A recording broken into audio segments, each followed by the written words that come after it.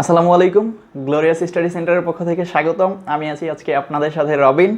আমরা পূর্বের ক্লাসে জেনেছি ন্যারেশনের প্রথম লেকচার। এখন আমরা পূর্বের ক্লাসে আমরা অ্যাসার্টিভ সেন্টেন্স পর্যন্ত করেছিলাম। এখন আমরা শুরু করব বাকি যে চারটা সেন্টেন্স আছে, চার প্রকারের, সেই চার প্রকার সেন্টেন্স আজকে শিখব। তো শুরু করা যাক। প্রথমে শুরু করি আমরা ইন্টারোগেটিভ সেন্টেন্স নিয়ে। ইন্টারোগেটিভ সেন্টেন্স কি? যেই সেন্টেন্স দ্বারা প্রশ্ন করা হয় সেই সেন্টেন্সকে বলা হয় ইন্টারোগেটিভ সেন্টেন্স। ইন্টারোগেটিভ সেন্টেন্সের মূল কথা হচ্ছে প্রথমে হয় বি ভার্ব,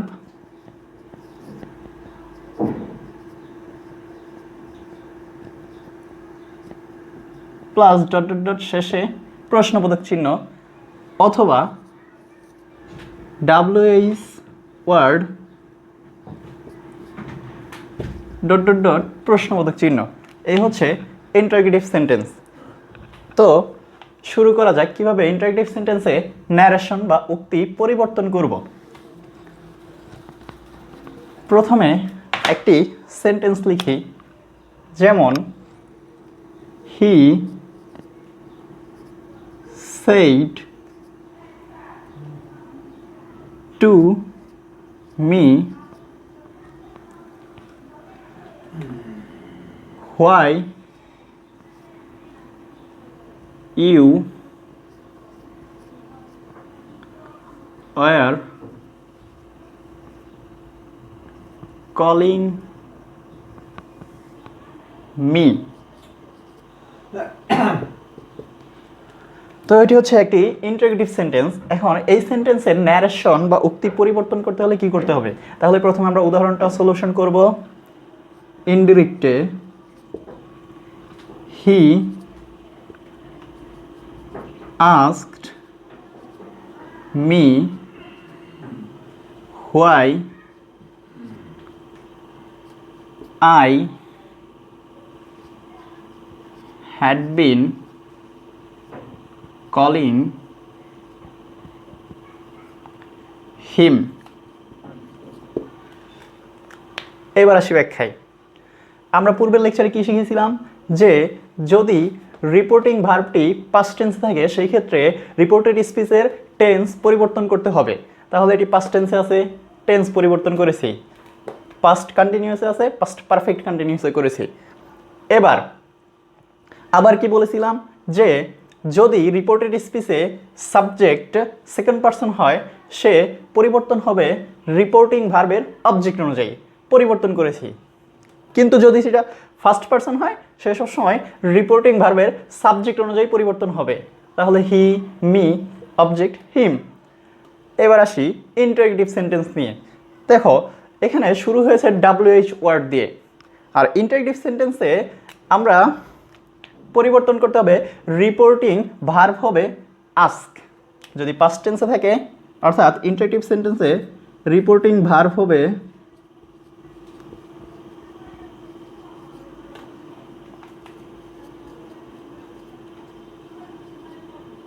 আস্ক। আবার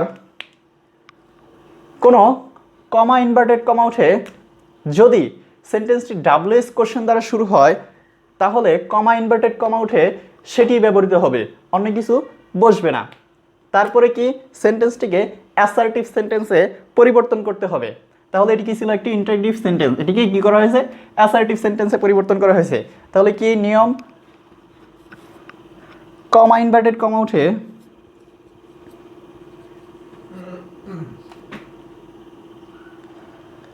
বসবে ডাব্লিউএইচ ওয়ার্ড। সেন্টেন্সটি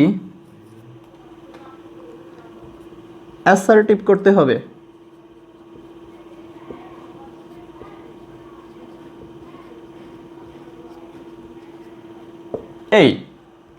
এবার যদি সেন্টেন্সটি ডাব্লিউএইচ ওয়ার্ড দিয়ে শুরু না হয়ে বি ভার্ব দ্বারা শুরু হতো তাহলে কি করতাম? তাহলে শুরু করা যাক। যদি সেন্টেন্স বি ভার্ব দিয়ে শুরু হয়, বি ভার্ব দিয়ে শুরু হলে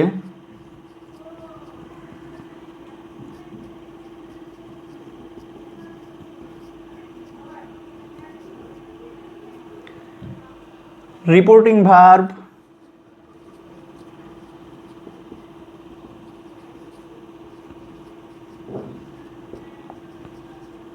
ask, কমা ইনভার্টেড কমার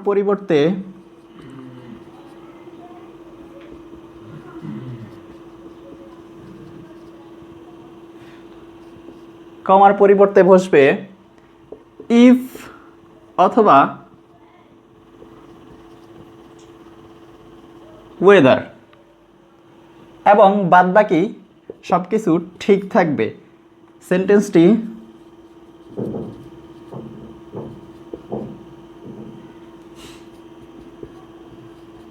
অ্যাসার্টিভ করতে হবে।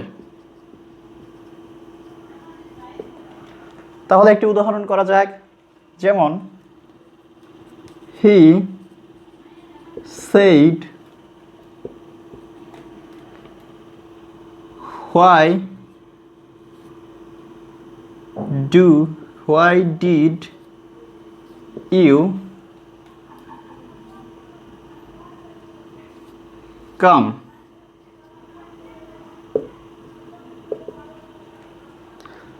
তাহলে এই সেন্টেন্সটি এটি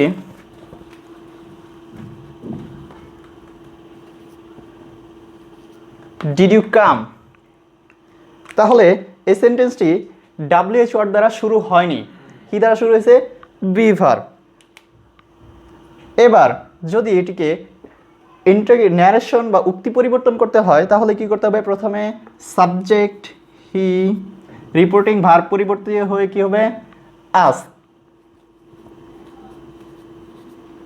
যেহেতু WH ওয়ার্ড নেই সেক্ষেত্রে কি ব্যবহার করতে হবে? ইফ অথবা whether. He asked if,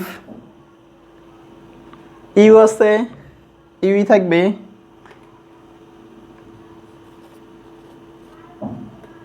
you had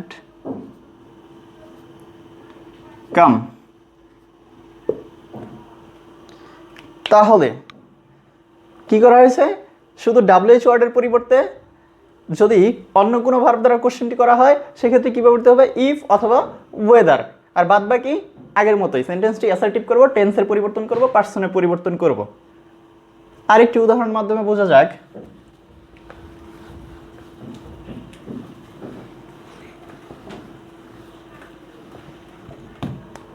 যেমন সাকিব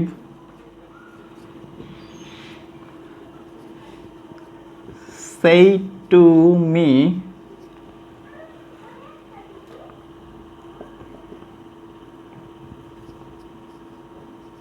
are you okay? এবার বি ভার্ব দ্বারা শুরু হয়েছে, তাহলে কি করতে হবে? প্রথমে সাবজেক্ট সাকিব, তারপরে রিপোর্টিং ভার্ব কি হবে? আস্ক। রিপোর্টিং ভার্ব পরিবর্তিত হয়ে হবে আস্কড, আস্কড মি। কি ব্যবহৃত হবে? ইফ অথবা ওয়েদার, কেননা WH ওয়ার্ড নেই। ইফ, ইউ আছে, সেকেন্ড পারসন, পরিবর্তিত হবে অবজেক্ট অনুযায়ী। অবজেক্ট কি? মি। তাহলে if I, present indefinite past indefinite হবে ওয়াজ ওকে। এই হচ্ছে ইন্টারেক্টিভ সেন্টেন্সে ন্যারেশন পরিবর্তন করার নিয়ম। শুধু খেয়াল রাখতে হবে কোশ্চেনটি কি দ্বারা শুরু হয়েছে, বি ভার্ব নাকি WH ওয়ার্ড। যদি বি ভার্ব দ্বারা শুরু হয় তাহলে ইফ অথবা ওয়েদার ব্যবহার করব, আর যদি বি ভার্ব না ব্যবহৃত হয়ে WH ওয়ার্ড ব্যবহৃত হয় তাহলে ব্যবহার করব কি? WH ওয়ার্ডই। এবার আমরা শিখব ইম্পারেটিভ সেন্টেন্সে কিভাবে ন্যারেশন পরিবর্তন করতে হয়। আমরা জানি কি ইম্পারেটিভ সেন্টেন্স কোনগুলা? যে সেন্টেন্স দ্বারা আদেশ, অনুরোধ, নির্দেশ, উপদেশ এগুলো বোঝায় সেটা হচ্ছে ইম্পারেটিভ সেন্টেন্স। তো একটি ইম্পারেটিভ সেন্টেন্স লিখি যে হি said to me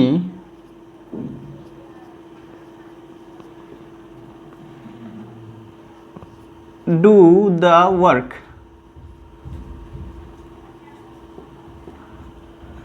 এটি একটি ইম্পারেটিভ সেন্টেন্স। তো এই সেন্টেন্সে কীভাবে ন্যারেশন পরিবর্তন করব, প্রথমে আমরা সমাধান করে নিই। প্রথমে subject he said to me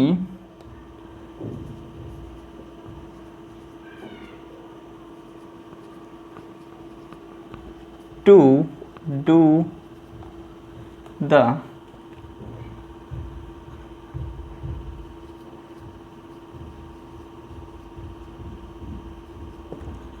এবার আসি কিভাবে করব। তাহলে দেখো ইম্পারেটিভ সেন্টেন্স দ্বারা কি বোঝায়, আদেশ, অনুরোধ, উপদেশ, নির্দেশ এগুলো। যদি সেন্টেন্সটি পরিবর্তন করার নিয়ম হচ্ছে প্রথমে বসবে স্ট্রাকচার,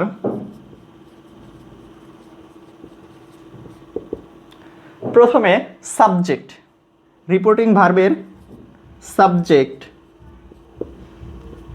প্লাস রিপোর্টিং ভার্ব হিসেবে বসবে যদি আদেশ বোঝায় অর্ডার, উপদেশ বোঝালে অ্যাডভাইস, অনুরোধ বোঝালে রিকোয়েস্ট, আর যদি কোনো কিছুই না বোঝায় সেই ক্ষেত্রে আমরা টেল ব্যবহার করব।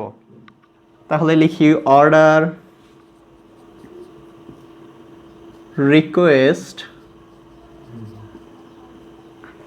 অ্যাডভাইস অথবা টেল প্লাস রিপোর্টিং ভার্বের অবজেক্ট যদি থাকে প্লাস তারপরে একটা টু ব্যবহার করতে হবে, তারপরে রিপোর্টেড স্পিচের মূল ভার্ব থেকে বাকি অংশ।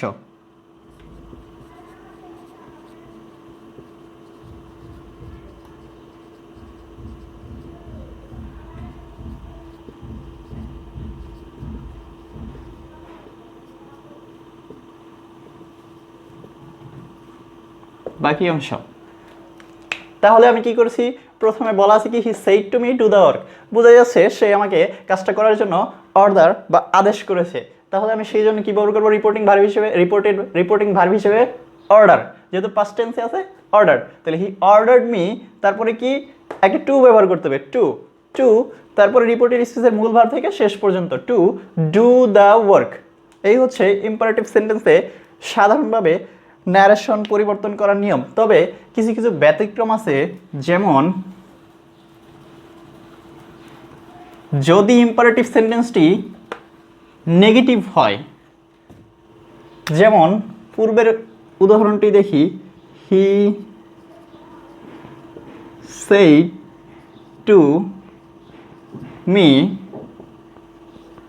don't do বা don't go।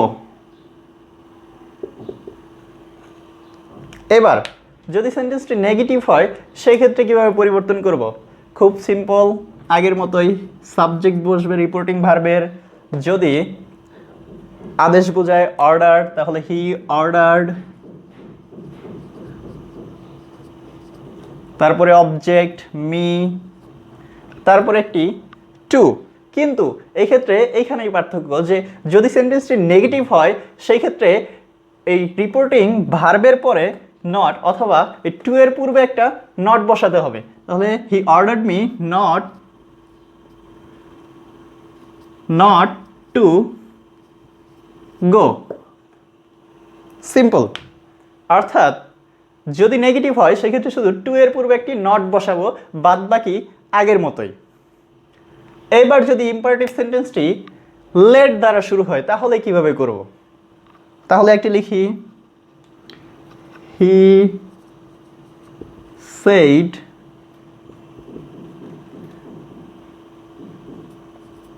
let him go। এবার খেয়াল রাখতে হবে লেট দ্বারা যদি প্রস্তাব বোঝায় তাহলে একরকম, যদি প্রস্তাব না বোঝায় তাহলে অন্যরকম। তাহলে এই সেন্টেন্সটি দ্বারা কি প্রস্তাব বোঝাচ্ছে, হি সেড লেট হিম গো, এটা কি কোনো রকম প্রস্তাব না, সে বলছে তাকে যেতে দাও, এটা কোনো প্রস্তাব না।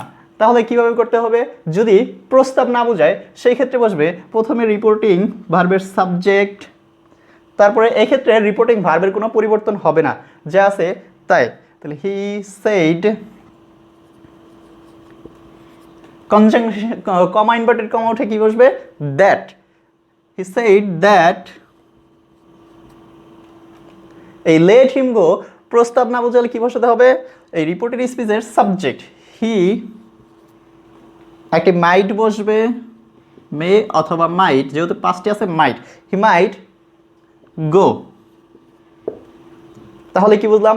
যদি লেট দ্বারা প্রস্তাব না বোঝায় সেই ক্ষেত্রে কিভাবে পরিবর্তন করব? রিপোর্টিং ভার্বের সাবজেক্ট, রিপোর্টিং ভার্বের subject plus reporting verb plus conjunction হিসেবে দ্যাট প্লাস রিপোর্টেড স্পিচের সাবজেক্ট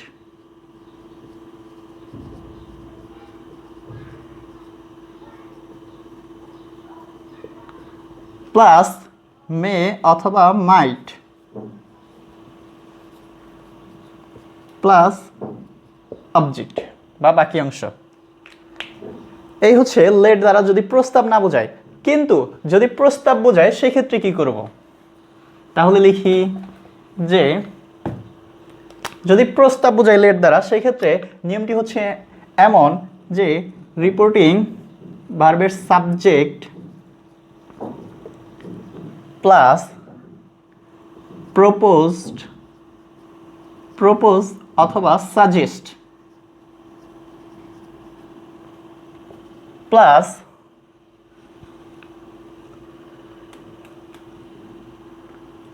দ্যাট প্লাস রিপোর্টেড স্পিচের subject plus should plus verb থেকে বাকি অংশ।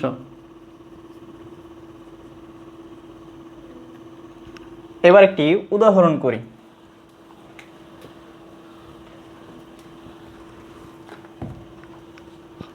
যেমন Yusuf said to me, let us go home. এবার দেখো এই সেন্টেন্সটি দ্বারা কিন্তু প্রস্তাব বুঝেছে, লেট আস গো হোম, তার মানে কি চলো বাড়ি যাই। এক্ষেত্রে যেহেতু প্রস্তাব বুঝেছে তাহলে কি হবে? পূর্বের যে নিয়মটি লেখা হয়েছে সেই নিয়মটির মাধ্যমে কিভাবে? প্রথমে সাবজেক্ট ইউসুফ, সেইড টু এর পরিবর্তে কি প্রপোজ অথবা সাজেস্ট, তাহলে ইউসুফ প্রপোজড মি, তারপরে কি কনজাংশন হিসেবে দ্যাট, তারপরে কি বসবে? সাবজেক্ট। এখন আস আছে, আসের পরিবর্তে কি ব্যবহৃত হয়? উই।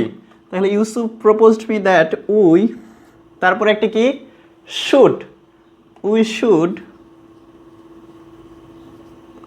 তারপরে ভার্ব থেকে বাকি অংশ গো হোম। এটাকে অন্যভাবেও করা যায়, যেমন এই প্রপোজ পর্যন্ত রেখে মূল ভার্বের সাথে আইএনজি করে বাকি অংশ দিয়ে দিলেও হয়ে যায়। যেমন এটাকে অন্যভাবে লিখলে দাঁড়ায় ইউসুফ প্রপোজড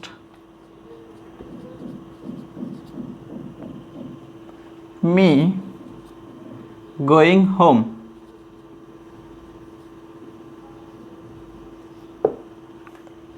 এইভাবেও করা যায়, তবে আমরা এটা ফলো করব না, পূর্বেরটাই ফলো করব। তো এই হচ্ছে ইম্পারেটিভ সেন্টেন্সে ন্যারেশন পরিবর্তন করার নিয়ম। এবার আমরা শিখব কিভাবে অপটেটিভ সেন্টেন্সে ন্যারেশন পরিবর্তন করতে হয়। তো আগে আমাদের কি জানতে হবে যে অপটেটিভ সেন্টেন্স কি? অপটেটিভ সেন্টেন্স হচ্ছে যে সেন্টেন্স দ্বারা ইচ্ছা অথবা প্রার্থনা করা বোঝায়। তাহলে একটি অপটেটিভ সেন্টেন্স লিখি। আরেকটা কথা মনে রাখতে হবে যে অপটেটিভ সেন্টেন্স শুরু হয় মেয়ে দ্বারা, মেয়ে প্লাস বাকি অংশ ফুল স্টপ, এটি হচ্ছে অপটেটিভ সেন্টেন্স। এবার তাহলে একটি অপটেটিভ সেন্টেন্স লিখি আমরা, যেমন father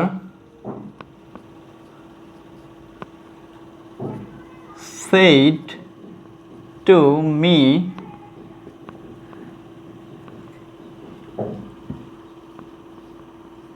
may you pass the examination.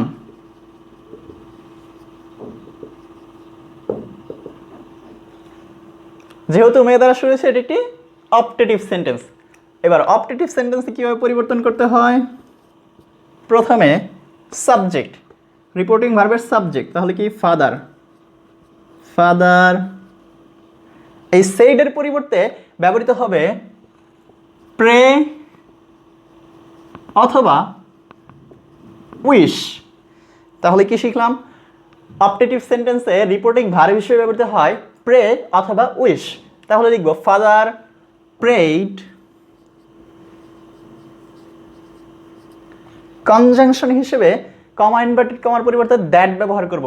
এক্ষেত্রে কিন্তু এই যে অবজেক্ট আছে এটা ব্যবহৃত হবে না। তাহলে ফাদার প্রেইড দ্যাট। তারপরে কি, এই সেন্টেন্সটাকে অ্যাসার্টিভ করতে হবে। অ্যাসার্টিভ করতে গেলে কি করতে হবে? প্রথমে সাবজেক্ট আনতে হবে। এবার দেখো এটি আছে সেকেন্ড পারসন, ফলো করবে কাকে? অবজেক্টকে। তাহলে কি হবে?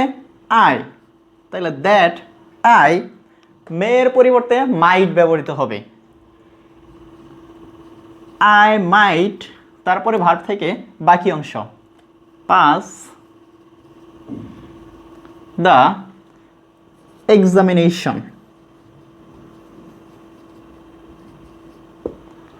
এই হচ্ছে অপটেটিভ সেন্টেন্সের ন্যারেশন পরিবর্তন করার নিয়ম।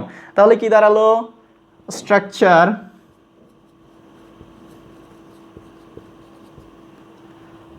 প্রথমে রিপোর্টিং ভার্বের সাবজেক্ট,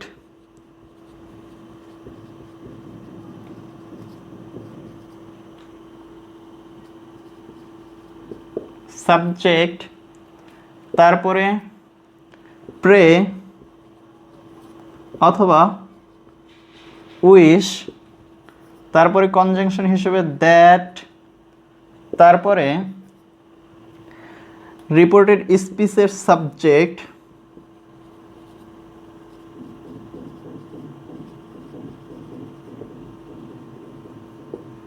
তারপরে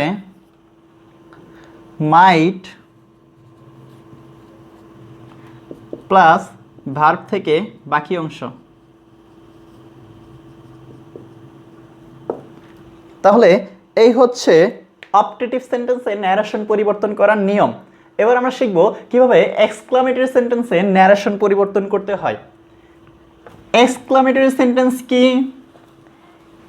যেই সেন্টেন্স দ্বারা বিস্ময় প্রকাশ করা হয়, দুঃখ, বেদনা, ভারাক্রান্ত মন, এগুলো প্রকাশ করা হয়, সেটি হচ্ছে exclamatory sentence.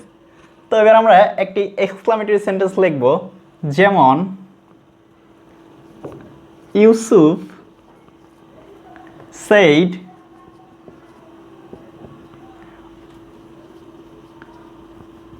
what a beautiful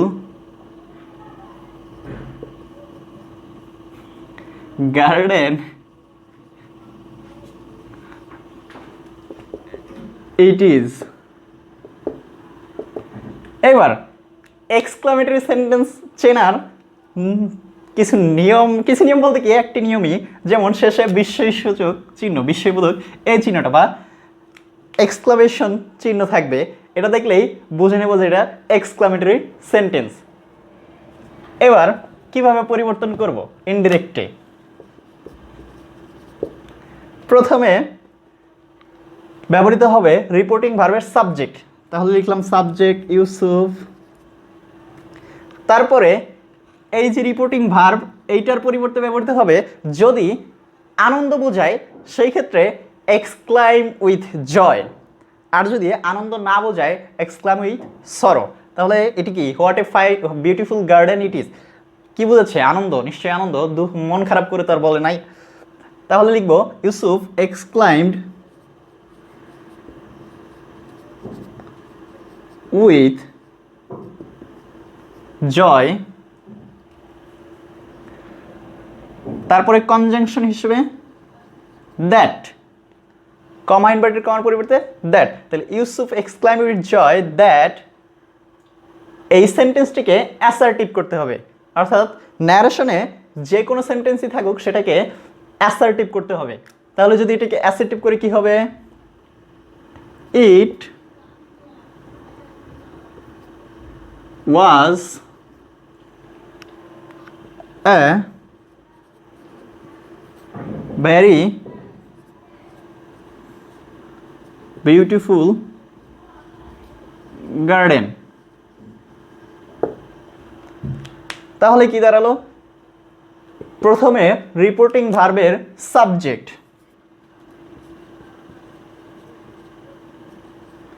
reporting ভার্বের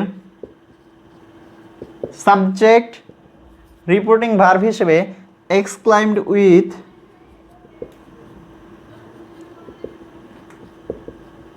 জয় অথবা সরো। যদি আনন্দ বোঝায় জয়, যদি আনন্দ না বোঝায় বা দুঃখ বোঝায় সেই ক্ষেত্রে সরো। তারপরে কি? কমা ইনভার্টেড কমার পরিবর্তে দ্যাট, তারপরে সেন্টেন্সটিকে অ্যাসার্টিভ করে দিব বা রিপোর্টের স্পিচের অ্যাসার্টিভ ফর্ম।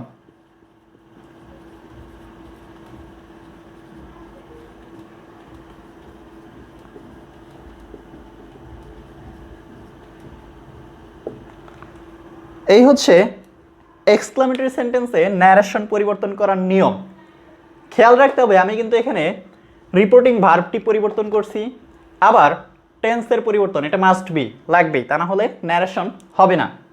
তো এই হচ্ছে মোটামুটি এক্সক্লামেটরি সেন্টেন্সের ন্যারেশন পরিবর্তন করার নিয়ম। আশা করি আমরা সবাই বুঝতে পেরেছি। তো আজকে এই পর্যন্তই। ভালো থাকুন, সুস্থ থাকুন, পরবর্তী ক্লাসে আবার দেখা হবে। ততক্ষণ পর্যন্ত গ্লোরিয়াস স্টাডি সেন্টারের সাথে যুক্ত থাকুন। আমাদের পূর্বের লেকচারটি পেতে নিচে ডেসক্রিপশনে দেখুন, লিঙ্ক দেওয়া আছে। ধন্যবাদ।